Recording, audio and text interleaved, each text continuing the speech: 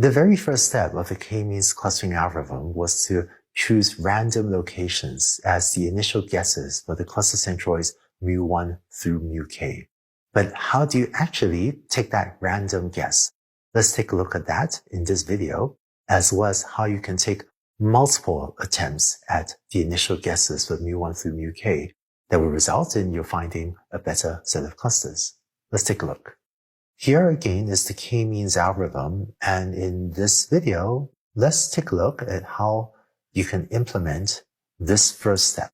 When running K-means, you should pretty much always choose the number of cluster centroids K to be less than the training examples M. It doesn't really make sense to have K greater than M, because then there won't even be enough training examples to have at least one training example per cluster centroid. So in our earlier example, we had K equals 2 and M equals 30. In order to choose the cluster centroids, the most common way is to randomly pick K training examples. So here is a training set where if I were to randomly pick 2 training examples, maybe I end up picking this one and this one. And then we would set mu1 through mu-k equal to these K training examples. So I might initialize my red cluster centroid here and initialize my blue cluster centroid over here in the example where K was equal to 2.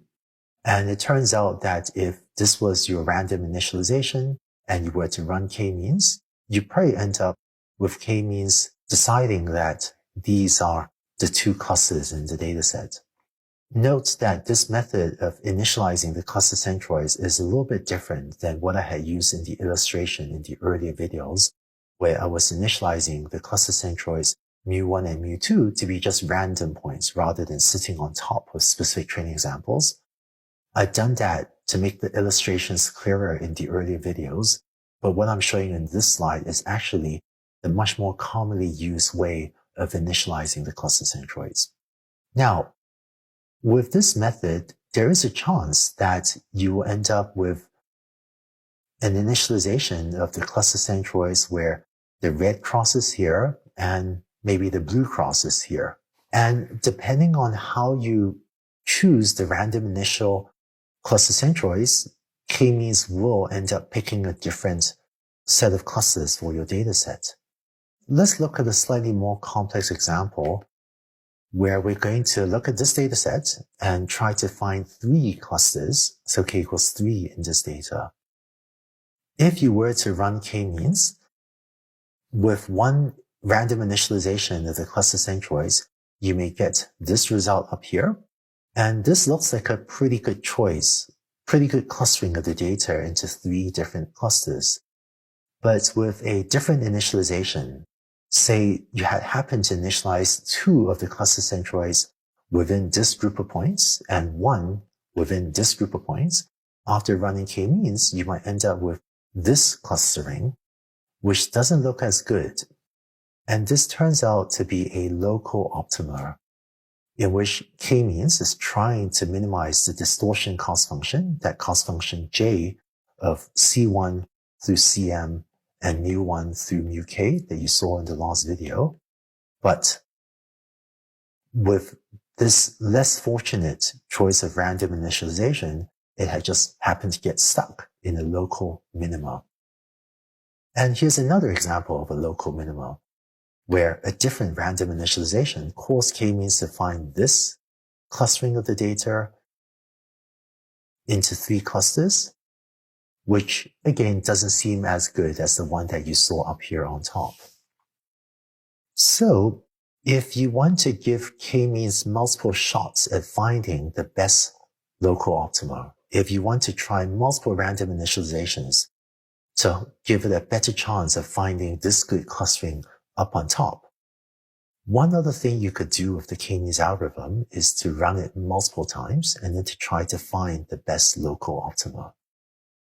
And it turns out that if you were to run K-means 3 times, say, and end up with these 3 distinct clusterings, then one way to choose between these three solutions is to compute the cost function j for all three of these solutions, all three of these choices of clusters found by K-means, and then to pick one of these three according to which one of them gives you the lowest value for the cost function j.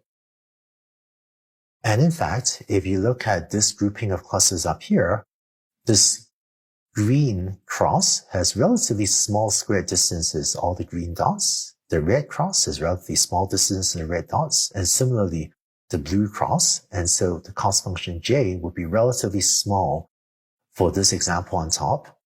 But here, the blue cross has larger distances to all of the blue dots. And here, the red cross has larger distances to all of the red dots, which is why the cost function j for these examples down below will be larger, which is why if you pick from these three options, the one with the smallest distortion, the smallest cost function j, you end up selecting this choice of the three cluster centroids.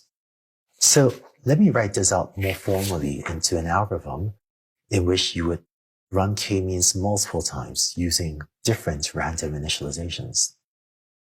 Here's the algorithm. If you want to use 100 random initializations for K-means, then you would run 100 times, randomly initialize K-means using the method that you saw earlier in this video. Pick K training examples and let the cluster centroids initially be the locations of those K training examples. Using that random initialization, run the K-means algorithm to convergence, and that will give you a choice of cluster assignments and cluster centroids. And then finally, you would compute the distortion, compute the cost function as follows. After doing this, say 100 times, you would finally pick the set of clusters that gave the lowest cost. And it turns out that if you do this, it'll often give you a much better set of clusters with a much lower distortion function than if you were to run K-means only a single time. I plugged in the number up here as 100.